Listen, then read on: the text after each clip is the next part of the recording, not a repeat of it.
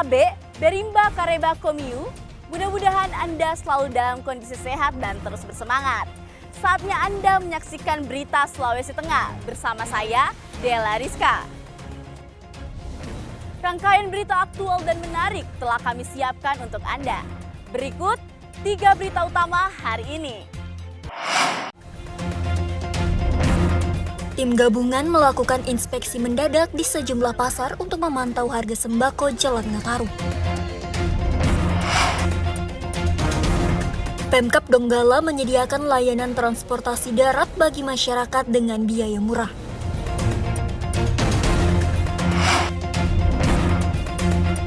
KPID Sulawesi Tengah kampanyekan literasi isi siaran pada kaum perempuan.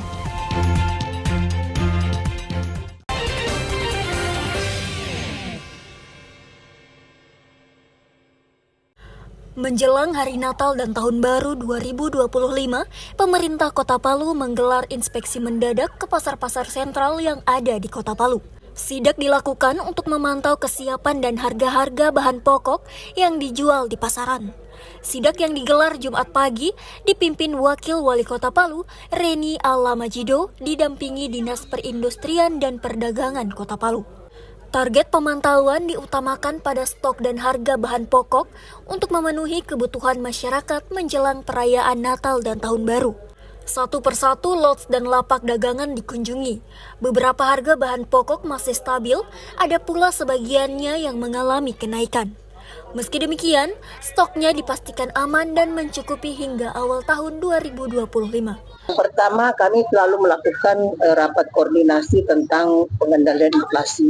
Karena kenapa? Karena ini harus setiap minggu malah dari pusat itu setiap hari Senin atau Selasa itu yang diprakarsai dari Kemendagri.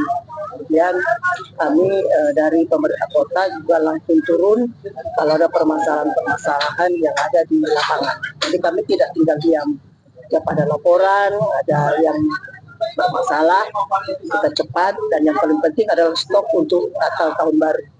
Beberapa bahan pokok yang mengalami kenaikan sendiri seperti bawang putih dan bawang merah. Kini bawang merah dan bawang putih mencapai harga hingga Rp45.000 per kilogramnya dari harga sebelumnya sekitar Rp30.000-an per kilo. Sementara itu, harga cabai rawit hijau dibanderol dengan harga Rp31.000 per kilo, cabai rawit merah Rp35.000 per kilo, cabai merah besar Rp25.000 per kilo, dan cabai keriting Rp24.000 per kilogramnya. Minyak goreng kita dijual dengan harga Rp16.000 kemasan 1 liter. Sementara harga telur ayam ras kini dijual peraknya dengan harga Rp32.000. Ayam potong dijual rata-rata kisaran Rp40.000-an. Daging sapi dengan harga Rp130.000-an per kilo. Harga beras juga masih stabil di harga Rp13 hingga Rp16.000 tergantung jenisnya. Syahrul Cahya melaporkan dari Palu. Harapan masyarakat Kabupaten Donggala untuk menikmati alat transportasi darat dengan tarif murah akhirnya terwujud. Sebanyak 4 unit bus Trans Donggala resmi beroperasi. Tidak hanya melayani rute di wilayah Kota Donggala dan sekitarnya, tapi juga rute Donggala Palu. Sebanyak 4 unit bus Trans Donggala beroperasi setiap hari mulai pukul 6 pagi hingga pukul 9 malam. Adapun rute bus tersebut antara lain dari Terminal Banawa menuju Wisma Donggala di Kota Palu dan sebaliknya dari Wisma Donggala menuju Terminal Banawa. Selain itu, ada pula rute Terminal Banawa menuju kantor Bupati Donggala dan lintas desa di Kecamatan Banawa. Selain bus, pemerintah Donggala juga menyiapkan feeder berkapasitas 10 penumpang. Angkutan kota ini khusus melayani rute dalam Kota Donggala hingga Kecamatan Banawa Tengah. Kehadiran bus Trans Donggala dan feeder tersebut diharapkan bisa membantu masyarakat yang selama ini kesulitan mendapatkan alat transportasi, terutama aparatur sipil negara Kabupaten Donggala yang tinggal di Kota Palu. Bus Trans Donggala ini juga membantu anak-anak sekolah yang kurang mampu. Transportasinya murah, saya kira terjangkau. Selama ini kan memang kita kalau ke Donggala selain pakai mobil pribadi ya paling Gojek atau sewa rental dan lebih mahal. Ya mungkin ada subsidi untuk masyarakat. Ya, subsidi untuk masyarakat itu pelajar 3.000, kemudian Palu Donggala umum itu 10.000, Palu Loli 5.000, kemudian Loli Donggala 5.000 juga. Pemerintah Kabupaten Donggala memberikan layanan gratis kepada masyarakat selama 2 minggu, yakni 12 hingga 23 Desember 2024. Setelah uji coba, selanjutnya akan dikenakan biaya Rp10.000 per orang dan Rp5.000 per orang. Khusus untuk mahasiswa dan pelajar akan dikenakan biaya sebesar Rp3.000 per orang dan gratis bagi penyandang disabilitas. Syamsuddin Tobone melaporkan dari Donggala. Kaum perempuan memiliki peran strategis dalam pengawasan isi siaran, baik radio maupun televisi. Mereka punya andil besar dalam mengawasi dan memberikan edukasi bagi keluarga terkait kualitas siaran.